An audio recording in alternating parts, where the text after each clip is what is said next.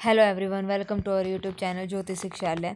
तो हमारा linear algebra हमने शुरू कर रखा था। ये हाईलाइट वाले टॉपिक हमने सारे कवर कर लिए हैं और इनके जो पीडीएफ हैं आपको मेरे टेलीग्राम चैनल पर मिल जाएंगे। और सुनने में ये आ रहा है कि जो टेलीग्राम चैनल है वो बंद होने वाला है, तो जैसे ही वो बंद हो जाएगा तो मेरा व्हाट्सएप चैनल मैं आपको लिंक दे दूँगी, तो आप वहाँ पे ऐड हो जाना, ठीक है। व्हाट्सएप चैनल पे आपकी सारी प्राइवेसी रहेगी सेम टेलीग्राम चैनल की तरह। तो फिर आपको वहाँ से पीडीएफ मिल जाया करेंगे व्हाट्सएप चैनल से, सारी क्लासेस के अपडेट्स और पीडीएफ, ठीक है। तो जब तक टेलीग्राम चलेगा तब तक तो हम चलाते हैं, जिस दिन बंद हो जाएगा उस दिन व्हाट्सएप चैनल आप ज्वाइन कर लेना, उसका लिंक मैं आपको दे दूंगी, ठीक है। तो चलिए, आज का जो हमारा टॉपिक रहेगा वो रहेगा independence in a vector space, existence of basis, the row and a column space of a matrix. तो ये टॉपिक हम यहाँ पे कवर करेंगे। ये थोड़े से दिखने में छोटे टॉपिक लग रहे हैं लेकिन ये थोड़ा बड़ा है, तो इसको हम 2 दिन में यहाँ पे फिनिश करेंगे, आज और कल वाली क्लास में, ठीक है। तो चलिए शुरू करते हैं। हमारी जो डेफिनेशन है सबसे पहले क्या है, linear combination of a vector. Linear combination हमारे पास क्या होता है, a vector V belongs to V F is said to be linear combination of the vectors v1 v2 vn belongs to v if v can be expressed as a v। अब हमारे पास कोई भी एक वेक्टर v है, उसको हम linear combination में कब लिखेंगे, जब हमारे पास वेक्टर स्पेस के एलिमेंट जो होंगे v1 v2 vn एग्जिस्ट करेंगे और उस v को हम इनके लीनियर कॉम्बिनेशन में लिख सकते हैं। कैसे, v is equal to a1 v1 plus a2 v2 plus up to so on an vn, और ए आई जितने भी हैं वो सारे फील्ड के एलिमेंट हैं, यानी कि यहाँ पे स्केलर्स हैं, ठीक है। तो इसको हम ऐसे लिख सकते हैं, किसी भी वेक्टर स्पेस में से एक एलिमेंट उठाओ v और जो बचे हुए एलिमेंट हैं उनके लीनियर कॉम्बिनेशन में इसको लिख के दिखा दो, तो हमारे पास क्या हो जाता है, लीनियर कॉम्बिनेशन, ठीक है। मतलब उनका आपस में क्या हो गया, कॉम्बिनेशन हो गया है, ठीक है। तो उसमें मतलब हमने कुछ स्केलर ऐड करे हैं, कुछ सब्ट्रैक्ट करके मतलब उसको उसके इक्वल यहाँ पे दिखा दिया है, ठीक है। तो एग्जांपल से अच्छे से समझ आ जाएगा। तो ये देखिए एग्जांपल हमारे पास क्या कहता है, if v1 is equal to 1 1 1, v2 हमारे पास ये है, v3 ये है। तो हमारे पास एक वेक्टर एग्जिस्ट कर रहा है 9 2 6 is a linear combination of the vector this we can express as. तो v को हम कैसे इनके लीनियर कॉम्बिनेशन में कैसे एक्सप्रेस कर सकते हैं, तो v हमारे पास क्या है 9 2 6, ठीक है। और इसको हम कैसे लिख सकते हैं, वही a into V one, A V one हमारे पास कितना है 1 1 1 प्लस में b इंटू में 1 0 1 प्लस में c इंटू में 1 0 0, ये है। तो a b c की वैल्यू यहाँ से निकालो, a plus b plus c हमारे पास कितना आ जाएगा यहाँ से 9, फिर यहाँ से a कितना आ जाएगा हमारे पास 2, और फिर यहाँ से c कितना आ जाएगा, b हमारे पास कितना आ जाएगा यहाँ से 6, ठीक है। तो ये हो गया हमारे पास a 2 है, b 6 है, तो c हमारे पास क्या क्या हो जाएगा 6 7 8 और 1 9, यानी कि c हमारे पास 1 आ जाएगा। ओके, तो 2 6 और 1, तो यहाँ से इसको हम कैसे लिखेंगे, यहाँ पे लिखेंगे 2, यहाँ पे लिखेंगे 6 और यहाँ पे क्या लिखेंगे 1। तो अब इनको देखो, यही आना चाहिए 2 और 6 और 1, 6 7 8 और 1 9 आ गया। उसके बाद है 2, ये 0 और फिर ये भी 0, तो कितना आ गया 2, फिर उसके बाद क्या है 6 2 और 6 6 7 8, तो ये हमारे पास यहाँ पे कितना आ गया 8, तो ये हो गया गलत। तो यहाँ पे हमारे पास 6 है 6, तो यहाँ से इसको कैसे करेंगे, a प्लस बी 6 है, a प्लस में b बराबर है 6, ठीक है। तो ये ऐसे था, तो यहाँ से a हमारे पास 2 है, तो b की वैल्यू 6 माइनस 2 कितनी आ जाएगी 4 आ जाएगी, ठीक है। और c की वैल्यू 3 आ जाएगी। तो ये कैलकुलेशन थोड़ी गलती हो गई थी। तो ऐसे ए बी सी की वैल्यू फाइंड आउट करनी है, तो यहाँ से इसको हम ऐसे लीनियर कॉम्बिनेशन में लिख सकते हैं, ए की वैल्यू 2, बी की वैल्यू 4, सी की वैल्यू 3, तो वी को हम ऐसे लिख सकते हैं, ठीक है। मतलब हमारे पास वी ही आना चाहिए, इनको हम ऐसे कौन से स्केलर से मल्टीप्लाई करके मतलब ऐड करें कि हमारे पास 9 2 6 बन जाए, तो वो हमारे पास क्या हो जाएगा लीनियर कॉम्बिनेशन। अगर ऐसा नहीं हो पाता है तो इसका मतलब हम उसको लीनियर कॉम्बिनेशन में यहाँ पे नहीं लिख पा रहे हैं। नेक्स्ट है हमारे पास zero vector, zero is always a linear combination of any finite vector. तो जीरो को हम तो किसी की भी कॉम्बिनेशन में लिख सकते हैं, ठीक है ना। तो जीरो बराबर इसको हम ऐसे लिख सकते हैं 0 v1 0 v2 0 vn, ठीक है ना। तो जीरो एक ऐसा अकेला वेक्टर है जिसको हम किसी के भी लीनियर कॉम्बिनेशन में लिख सकते हैं, ठीक है। उसको और लिख भी सकते हैं और उसको हम दिखा भी सकते हैं लीनियर कॉम्बिनेशन में लिख के, ठीक है। उसके बाद है लीनियरली डिपेंडेंट की डेफिनेशन क्या कहती है, let V be a vector space a set of vectors v1 v2 vn is set to be linearly dependent. इसको डिपेंडेंट कब बोलेंगे, अगर हमारे पास स्केलर्स एग्जिस्ट करते हैं नॉट ऑल जीरो, मतलब हमारे पास स्केलर एग्जिस्ट हो गए हैं, लेकिन सारे क्या हैं, जीरो नहीं होने चाहिए, नॉट ऑल जीरो। मतलब एक स्केलर ऐसा मिलना चाहिए जो क्या हो, नॉन जीरो हो। ठीक है, तो मान लो मैंने A1 जीरो ले लिया, बाकी जीरो तो चल जाएगा, लेकिन एक स्केलर हमें कम से कम नॉन जीरो यहाँ पे मिलना चाहिए। ठीक है, नॉट ऑल जीरो, सारे जीरो नहीं होने चाहिए। तो वो हमारे पास क्या हो जाएगा, लीनियरली डिपेंडेंट। लीनियरली इंडिपेंडेंट में क्या हो जाएगा, लीनियरली इंडिपेंडेंट में क्या हो जाएगा, जो हमारे पास लीनियरली डिपेंडेंट नहीं है, दैट मीन्स जितने भी स्केलर्स हमारे पास हैं, ये वाले स्केलर्स, वो सारे क्या होने चाहिए, जीरो होने चाहिए। ठीक है, वेक्टर नॉन जीरो होने चाहिए और स्केलर्स यहाँ पे क्या होने चाहिए, जीरो। तो वो हमारे पास क्या हो जाएगा, लीनियरली इंडिपेंडेंट हो जाएगा। तो यहाँ से देखो, let V F be a vector space, a set of vectors v1 v2 vn belongs to v is said to be linearly independent if, ये कंडीशन है, A1 V1 plus A2 V2 plus AN VN बराबर है 0 for AI belongs to F comma I1 से N तक है। ठीक है, और यहाँ पे जितने भी AIs हैं, A1 A2 AN सारे क्या हैं हमारे पास, जीरो होने चाहिए। तो हमारे पास क्या हो गया, लीनियरली इंडिपेंडेंट हो गया है। नेक्स्ट हमारे पास है remark, an infinite set of vectors of V is said to be linearly independent. Infinite set of vectors, infinite set बोला है यहाँ पे, तो वो लीनियरली इंडिपेंडेंट कब होगा, if it's every finite subset is linearly independent. कोई भी हमारे पास इनफाइनाइट सेट है, उसका जो भी सबसेट हम लेंगे और वो सबसेट कैसा होना चाहिए, फाइनाइट होना चाहिए। और ये क्या है, इनफाइनाइट, और इनफाइनाइट है, इसको हम लीनियरली इंडिपेंडेंट कब बोलेंगे, जब हमारे पास जो फाइनाइट सबसेट हमने उठाया है वो क्या होगा, लीनियरली इंडिपेंडेंट होगा। अदरवाइज वो क्या हो जाएगा, लीनियरली डिपेंडेंट। आया समझ में क्या कह रहा है। उसके बाद है a set containing only the zero vector. अगर कोई सेट जीरो वेक्टर को कंटेन कर रहा है, अकेले सिर्फ जीरो वेक्टर को, तो वो लीनियरली डिपेंडेंट होता है, लीनियरली डिपेंडेंट होता है। यहाँ पे जीरो वेक्टर की बात हो रही है, ना कि जीरो स्केलर की, ये बात याद रखना। A इंटू में V1 हमारे पास है, मान लो इक्वल टू जीरो है, A1 V1। अब यहाँ से इसने बोला है जीरो वेक्टर। लीनियरली डिपेंडेंट में क्या होता है, स्केलर्स होते हैं, नॉट ऑल जीरो, मतलब सारे स्केलर जीरो नहीं। तो एक वेक्टर इसने यहाँ पे क्या दे दिया, जीरो, तो A1 बराबर है जीरो। तो यहाँ से जो हमारे पास स्केलर है वो क्या होगा, यहाँ पे नॉन जीरो होगा। ठीक है, तो यहाँ पे क्या हो जाएगा, नॉन जीरो। अदरवाइज क्या बन जाएगा, ये लीनियरली इंडिपेंडेंट। ठीक है, to show that zero is a linearly dependent, note that A0 बराबर है zero for an scalar A is non zero. Okay, zero vector अगर है तो लीनियरली डिपेंडेंट है, ये बात याद रखना। इस वेक्टर और स्केलर में फ़र्क है। नेक्स्ट हमारे पास है a singleton set consisting of a non zero vector is always a linearly independent. Singleton set अगर कोई होगा, ऐसे सिंगलटन सेट होगा, नॉन जीरो वेक्टर को वो कंटेन करता है, मान लो V हमारे पास कोई भी नॉन जीरो वेक्टर है, तो वो हमेशा क्या होगा, लीनियरली इंडिपेंडेंट यहाँ पे होगा। ठीक है, सिंगलटन सेट है, नॉन जीरो वेक्टर है, तो ऑलवेज लीनियरली इंडिपेंडेंट, क्योंकि उसका स्केलर क्या हो जाएगा, वहाँ पे जीरो हो जाएगा। ठीक है, अब है हमारे पास theorem, every superset of a linearly dependent set of vector is a linearly dependent। every superset, ठीक है। सेम अगर हमारे पास इंडिपेंडेंट के लिए भी है, इंडिपेंडेंट में सुपरसेट की जगह हमारे पास आ जाएगा सबसेट। ठीक है, सुपरसेट की जगह हमारे पास आ जाएगा सबसेट। ठीक है, तो every subset of A linearly independent set of A vectors is of linearly independent, set of vectors is linearly independent. तो सुपरसेट की जगह सबसेट आ जाए तो वो लीनियरली इंडिपेंडेंट होगा, ये बात याद रखना। सबसेट आ जाए तो लीनियरली इंडिपेंडेंट। सेम प्रूफ यहाँ पे चलेंगे। तो मैं यहाँ पे आपको सुपरसेट वाला बता रही हूँ, सबसेट वाला आपने खुद करना है। उसकी जो डेफिनेशन रहेगी हमारे पास वो रहेगी, every subset of A linearly independent set of vector is linearly independent. Superset की जगह हमारे पास आ जाएगा सबसेट। ठीक है, तो ये हमारे पास हो जाएगा। तो देखिए अब इस थ्योरम का प्रूफ करते हैं।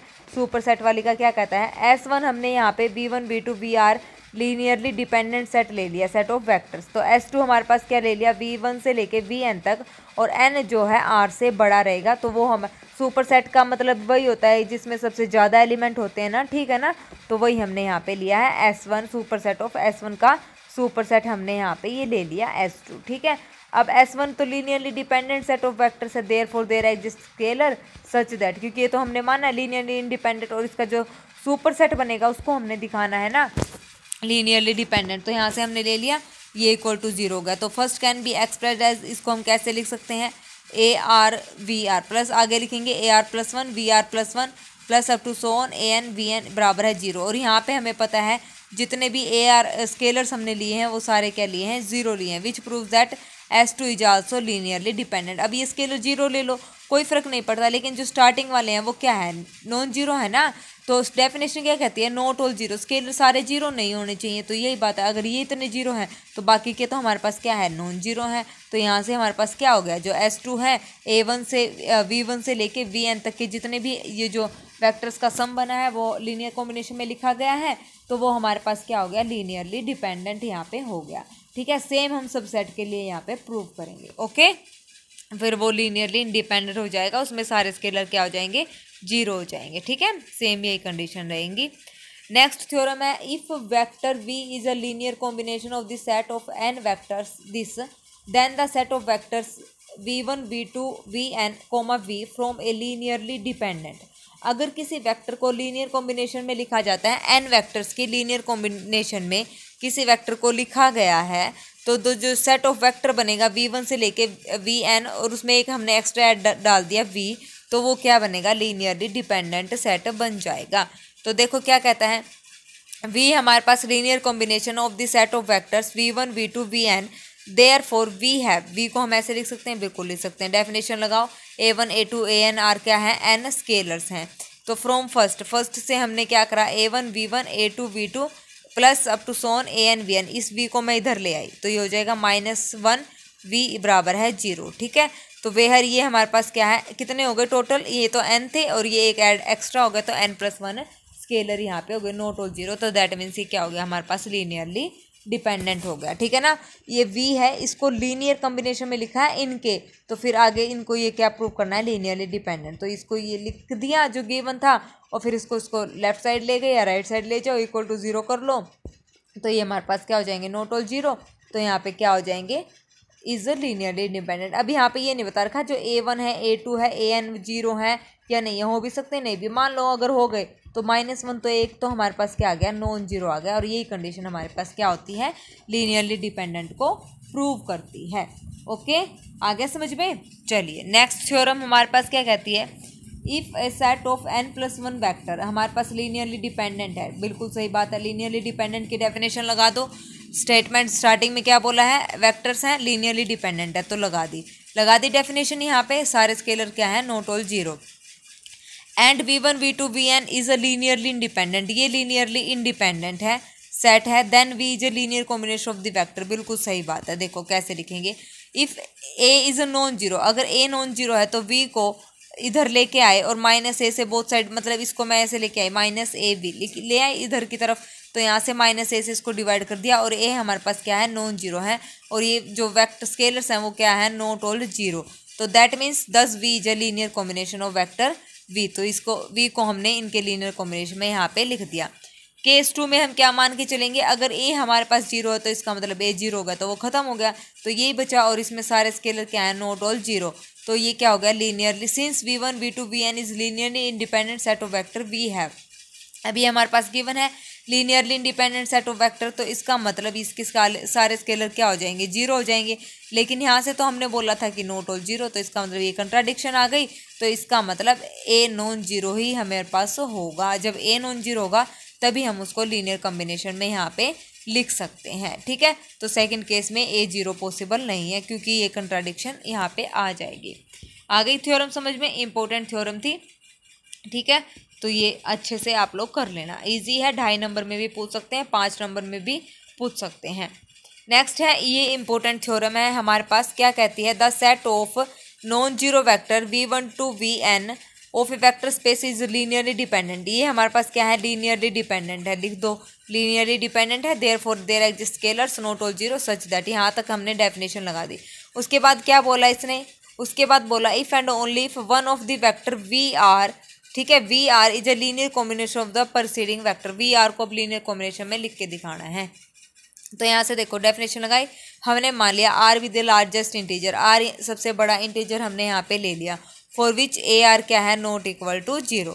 तो A R not equal to 0, बाकी के क्या है स्केलर्स हमारे पास 0, ए आर +1 से और n तक, आर हमने सबसे बड़ा मानना है, ठीक है ना, आर बड़ा मान लिया। तो उसके बाद जब मैं आर को 1 ले लूँ तो ये जितने भी स्केलर्स हैं क्या बनेंगे, A2 A3 AN क्या बन जाएंगे, 0 बन जाएंगे। तो यहाँ पे पुट करेंगे हमारे पास तो A1 V1 बचेगा बराबर है 0, और स्केलर क्या है नॉट इक्वल टू 0, तो V1 हमारे पास वेक्टर क्या आ जाएगा, 0 आ जाएगा। तो यहाँ से एक कंट्राडिक्शन निकल आएगी। कंट्राडिक्शन क्या कहेगी कि V1 V2 Vn is a set of non zero vectors. ये हमने क्या लिया था, set of non zero vectors इसने बोला था। ये जो है ना, ये स्टार्टिंग में बोला था नॉन जीरो वैक्टर्स है, लेकिन हमने तो क्या प्रूव करा है, जब आर को सबसे बड़ा ले लिया और आर हमने मान लिया 1, तो यहाँ से हमारे पास वेक्टर क्या आ गया 0, क्या हो गई, कंट्राडिक्शन हो गई। तो आर इज इक्वल टू 1 पे जो केस है वो फेल हो गया है। नेक्स्ट है जब आर मैं ले लूँ 1 से बड़ा, ठीक है, 1 से बड़ा मैंने ले लिया तो इसको मैंने ऐसे लिख दिया, A R not equal to 0 ले लिया, ए आर से थ्रू आउट डिवाइड कर दिया, तो वी आर को मैंने ऐसे लीनियर कॉम्बिनेशन में लिख दिया प्रेसिडेंट वेक्टर की। तो ये हमारे पास प्रूव हो गया, ठीक है ना। इफ एंड ओनली इफ की कंडीशन थी, ये हमारे पास क्या हो गया, लीनियर कॉम्बिनेशन में लिखा गया पहले वेक्टर्स की। फिर उसके बाद है अगर इसको ऐसे लीनियर कॉम्बिनेशन में लिखा जाता है तो जो V1 से लेके Vn तक नॉन जीरो वेक्टर हैं वो सारे क्या हैं, लीनियरली डिपेंडेंट हैं। तो लिख दिया इसको, तो ये वापस से आओ, इसको लिखने के बाद V R is equal to B1 V1 B2 V2 और ये लिख दिया। उसके बाद हमने क्या करा, वी आर को मैं इधर ले आई, इक्वल टू 0 हो गया। फिर उसमें हमने R+1 R+2 n तक हमने ऐड कर दिया और स्केलर सारे क्या ले लिए, 0 ले लिए। तो इसको एक नाम दे दिया C1 V1 C2 V2 Cn Vn तक, बाकी क्या है 0। तो यहाँ से ये इसके इक्वल, ये इसके इक्वल, और CR+1 से लेके n तक 0, ये तो भले ही 0 होते रहे, बाकी के तो क्या है नॉन जीरो। तो इसका मतलब क्या हो जाएंगे, लीनियरली डिपेंडेंट हो जाएंगे। बहुत ही ईजी थ्योरम थी, कोई यहाँ पे मुश्किल नहीं था, ठीक है। और ये इंपॉर्टेंट थ्योरम है, जितने भी थ्योरम है सारी यहाँ पे इंपॉर्टेंट रहेंगी, इनको स्किप नहीं करना है। अगर आप लोग चाहते हैं लीनियर अलजेब्रा का ये सिलेबस कंप्लीट होने के बाद मैं डेली आपको इनका एक मॉक टेस्ट दूं, तो मैं डेली आपको एक मॉक टेस्ट यहाँ पे प्रोवाइड करवा दूंगी, ठीक है। तो मॉक टेस्ट आपको मिलते रहेंगे लीनियर अलजेब्रा के कंप्लीट सिलेबस के मतलब टॉपिक वाइज मॉक टेस्ट मैं यहाँ पे ले लूँगी, 2-4 टॉपिक कैसे करके फिर एक कंबाइन लीनियर अलजेब्रा का टेस्ट यहाँ पे ले लेंगे हमारा, ठीक है। तो फिर उसके बाद रियल का तो चलता ही रहेगा, जैसे लीनियर का पूरा होने के बाद उसके मॉक टेस्ट चलते रहेंगे, फिर मैं रियल का सिलेबस यहाँ पे आपको कंटिन्यू करवा दूंगी, ठीक है। फिर ऐसे हमारी कम से कम ग्रेजुएशन की तो अच्छे से तैयारी हो जाएगी, और जो ऊपर वाला पोर्शन है वो ऑलरेडी मैं करवा चुकी हूँ। जो भी फिर भी मेरे को लगेगा कोई इंपॉर्टेंट मेरे को करवाना है तो मैं करवा दूंगी, अदरवाइज उसके हम डेली क्वेश्चन प्रैक्टिस की मतलब डेली के मॉक टेस्ट मैं आपको वहाँ पे देती रहूँगी, ठीक है। तो कोई इसमें लंबा चौड़ा नहीं है, वो ईजी है, अपने आप मतलब आप भी कर लेना, बाकी टेस्ट से अच्छे से हो जाएंगे। मॉक टेस्ट मैं आपको प्रोवाइड करा दूंगी कंप्लीट जो हमारा सिलेबस है उसके। अभी फ़िलहाल हम लीनियर और रियल पर फोकस करते हैं, ठीक है। तो लीनियर पूरा होने के बाद इसके मॉक टेस्ट भी मैं आपको रेडी करके दे दूंगी, प्रोवाइड करवा दूंगी, और रियल एनालिसिस फिर उसके बाद हम रियल एनालिसिस, कॉम्प्लेक्स एनालिसिस जो भी उसने सिलेबस में डाला है वो हम कर लेंगे, ओके। चलिए अब कुछ क्वेश्चन देखते हैं, क्या कहता है, express the vector V as a linear combination of the vector V1 V2, इसको लिखना है, बिल्कुल लिख सकते हैं, इसको हम ऐसे लिखेंगे V is equal to A1 V1 A2 V2 A3 V3, लिख दो A1 A2 A3, कंपेयर कर लो इसको इसके साथ, फिर इसको इसके साथ और इसको इसके साथ, ठीक है। तो यहाँ से इन तीनों की वैल्यू निकाल दो, तीनों की वैल्यू निकालने के बाद इसको सोल्व कर दो, तो इसको हमने ऐसे लीनियर कॉम्बिनेशन में लिख दिया, ठीक है। नेक्स्ट एग्जाम्पल है, express the matrix A matrix हमारे पास है, यहाँ पे ये 3 है, यहाँ पे ये 1 है, तो A is equal to 3 -1 1 -2 in the vector space 2x2 matrices as a linear combination of B C और D। अब इस मैट्रिक्स को B C D के लीनियर कॉम्बिनेशन में लिखना है, तो लिख दो A is equal to A1 this A2 this और A3 दिस। तो यहाँ से मैट्रिक्स कंपेयर करके आप वैल्यू निकाल सकते हो, हमने बहुत निकाल ली है मैट्रिक्स की। तो चलिए यहाँ से इक्वल करके, तो यहाँ से हमारे पास A1 A2, तो इसको लीनियर कॉम्बिनेशन में हमने ऐसे लिख दिया। तो लीनियर कॉम्बिनेशन के ये 2 एग्जाम्पल हमारे पास थे। नेक्स्ट है, show that if 2 vectors of a vector space are linearly dependent then one of them is scalar multiple of the other. ये हम जब नेट JRF का पेपर देते हैं या कोई भी ऑप्शनल मतलब ऑब्जेक्टिव टाइप पेपर हम देते हैं स्टडी बेस पे, यानी कि PGT का हो गया, ठीक है, PGT का कोई भी NVS KVS D SSSB और भी STAT, तो यहाँ पे इसका प्रयोग करते हैं हम, और इसका यूज़ हम कैसे करते हैं, ट्रिक के साथ, ठीक है।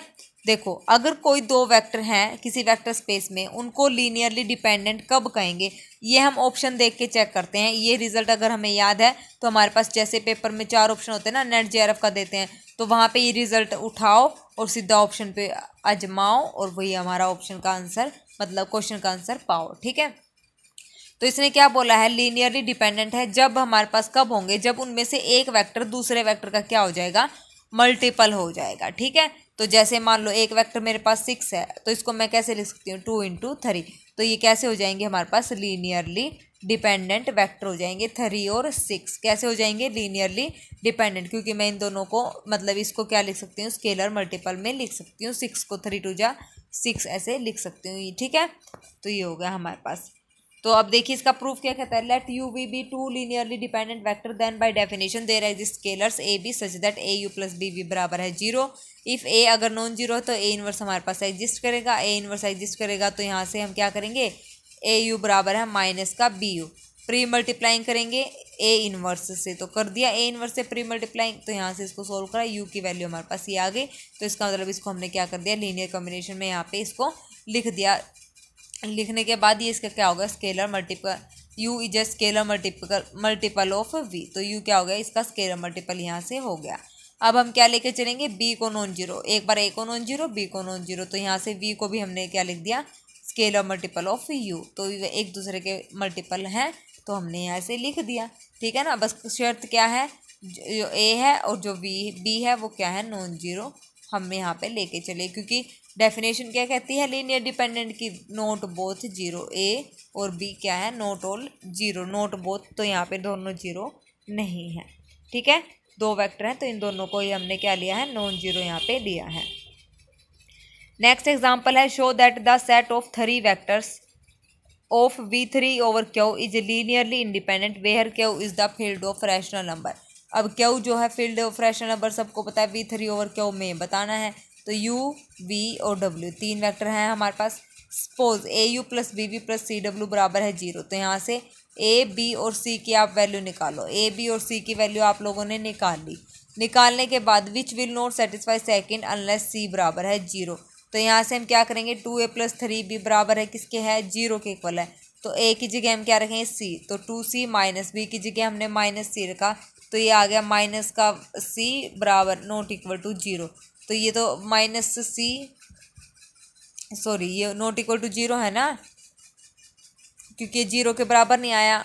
यहाँ से इसकी वैल्यू, एक मिनट देखो, ये लेफ्ट हैंड साइड हमने यहाँ पे उठाई है 2a + 3b, तो ये हमारे पास क्या आ जाएगा, माइनस का c, और राइट साइड हमारे पास क्या है, जो राइट साइड है वो क्या है, 0, लेकिन ये इसके बराबर नहीं है, अदरवाइज c क्या हो जाएगा हमारे पास 0। तो दस द ओनली सॉल्यूशन 1, 2 एंड 3, तो अगर c 0 हो गया तो a, b और c तीनों को 0 होना पड़ेगा, और तीनों जब स्केलर 0 हो गए तो इसका मतलब वो क्या हो गया, लीनियरली इंडिपेंडेंट हमारे पास हो गया है।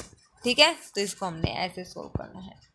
नेक्स्ट एग्जांपल है, examine the linear independence of the following set of vectors first and second. ठीक है, तो यहाँ से इसको लीनियर इंडिपेंडेंस चेक करना, भाई we observe that this and this बराबर 0 and the coefficient of 1, -1, -1 are non zero, ये हमें निकालना है a, b और c की वैल्यू अच्छे से। ठीक है, तो given set of vector is linearly dependent, तो क्या हो जाएंगे, क्योंकि 0 नहीं आए तो लीनियरली डिपेंडेंट यहाँ पे हो जाएंगे, a, b और c की वैल्यू 0 नहीं आएगी, a की वैल्यू 1 आएगी, b की -1 और c की भी -1 आ जाएगी, तो इसका मतलब लीनियरली डिपेंडेंट। सिमिलरली सेकंड को भी हम ऐसे ही चेक करेंगे, a, b और c की वैल्यू यहाँ पे निकालो, अगर तीनों 0 आ गए तो लीनियरली इंडिपेंडेंट है, नहीं आए तो लीनियरली डिपेंडेंट है। तो यहाँ से क्या हो गया, in particular if a = 1 then b = -1 and c = 1 is a solution, जब हमने a को 1 लिया है फॉर एवरी वैल्यू ऑफ हर एक वैल्यू a के लिए, तो गिवन जो सोल्यूशन है सेट ऑफ वेक्टर है वो क्या हो गया, लीनियरली डिपेंडेंट यहाँ पे हो गया है। ठीक है, चलिए उसके बाद नेक्स्ट डेफिनेशन है हमारे पास स्पैनिंग सेट की। स्पैनिंग सेट हमारे पास क्या होता है, let S be a set of vector space, the vector space V is span by S, जो वेक्टर स्पेस है V वो स्पैन बाय S कब होगा, S के द्वारा कब स्पैन किया जाएगा, जब हर एक वेक्टर V का linear combination of vector in S, मतलब कोई वेक्टर हमने V का कोई भी एक वेक्टर उठाया, ठीक है, कोई भी एक वेक्टर उठाया और उसको हमने एस के लीनियर कॉम्बिनेशन में लिख दिया तो वो हमारे पास क्या हो जाएगा, स्पैनिंग सेट हो जाएगा। ठीक है, इजी है ये। रिमार्क क्या कहता है, if W is a subspace of a vector space V F then we say that the vector v1 v2 vn span w or that the set v1 v2 vn is a spanning set for w if and only if each vi belongs to w। अगर ऐसा है तो ये spanning set है w का, तो इसका मतलब इसको हम ऐसे लिख सकते हैं, हर एक vi किस में जाएगा, w में, तो ये w को linear combination of vector v1 v2 vn ऐसे लिखा गया ईच वेक्टर्स। ठीक है, नेक्स्ट है हमारे पास लीनियर स्पैन। डेफिनेशन क्या कहती है, S be a non empty subset of a vector space V F then the set of linear combination of finite set of element S is called linear span, it is denoted by, इसको हम ऐसे denote करते हैं। Linear span क्या कहता है, set of all linear combination of a finite set of element S, जो हमारे पास स्पैनिंग सेट था उनका जो लीनियर कॉम्बिनेशन में लिखे गए जो वेक्टर्स हैं उनका जो कलेक्शन बनेगा, उनकी जो सेट बनेगा वो हमारे पास क्या हो जाएगा, लीनियर स्पैन यहाँ पे हो जाएगा।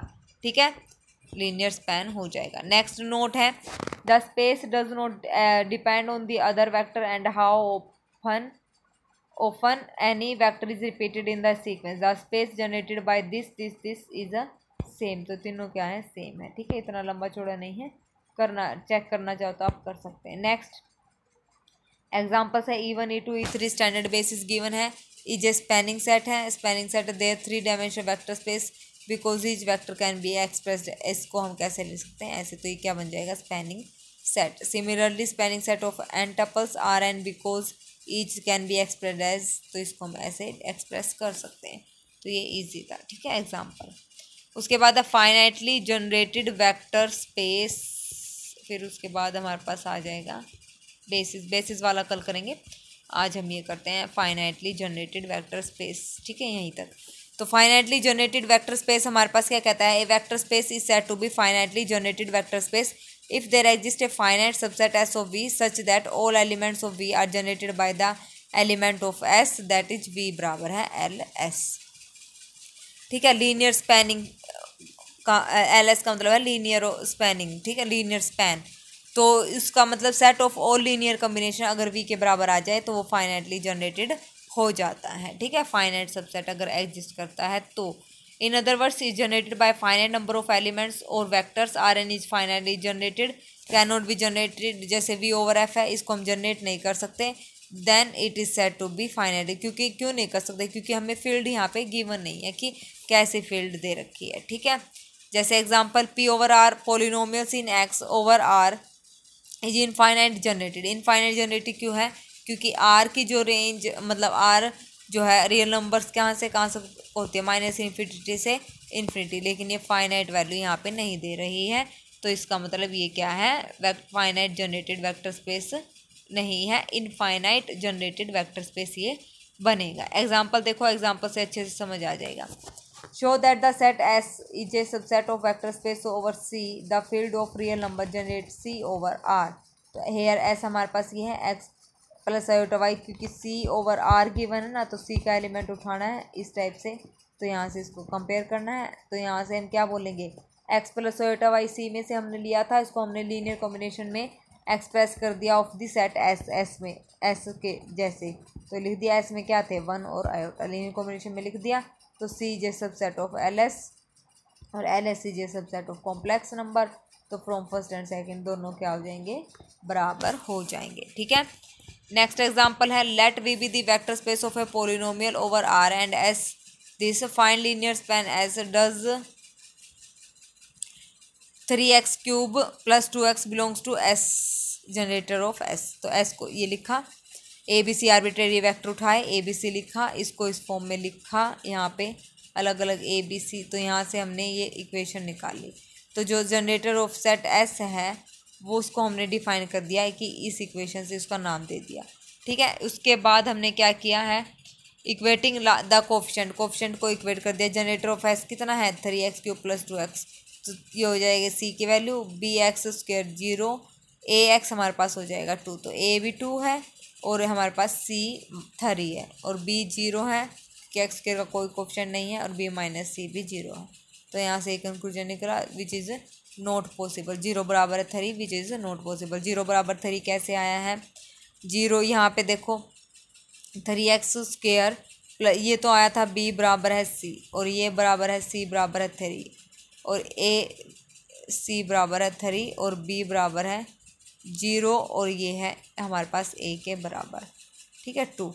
तो b बराबर है 0 और c, तो यहाँ से देखो a बराबर है 2, c बराबर है 3, b भी हमारे पास 3 के बराबर हो जाएगा, तो c हमारे पास b 3 के बराबर होगा, तो 3 नॉट इक्वल टू 0, तो ये भी चीज़ नॉट पॉसिबल। तो दिस कैन बी, इसको मतलब हम लीनियर कॉम्बिनेशन में लिख सकते हैं जो हमारे पास सेट बनेगा, ठीक है ना, सेट बनेगा, उनमें से किसी में भी लीनियर कॉम्बिनेशन में ये लिखा नहीं जाएगा, ठीक है। तो ये हमारे पास कुछ एक एग्जाम्पल थे, अच्छे से आप लोग कर लेना, जो ना समझ आए वो पूछ लेना, कमेंट सेक्शन में कमेंट कर देना, ओके। तो कल हम करेंगे basis of a vector space, और ये इंपॉर्टेंट थ्योरम एग्जिस्टेंस, और हमारे पास है ये डायमेंशन ऑफ वेक्टर स्पेस की एक्सटेंशन थ्योरम, ठीक है, और फिर उसके बाद है एक्सटेंशन थ्योरम के बाद एग्जाम्पल है, ठीक है। तो कल ये हमारी क्लास कंप्लीट हो जाएगी, सो डोंट वरी, अच्छा सा हमारा काम चल रहा है, डेली हम क्लासेस लगाने की पूरी कोशिश करते हैं, और आपको मिल ही जाती हैं, ठीक है ना, डेली की क्लासेस। तो चलिए आज के लिए बस इतना ही, thank you very much, have a nice day.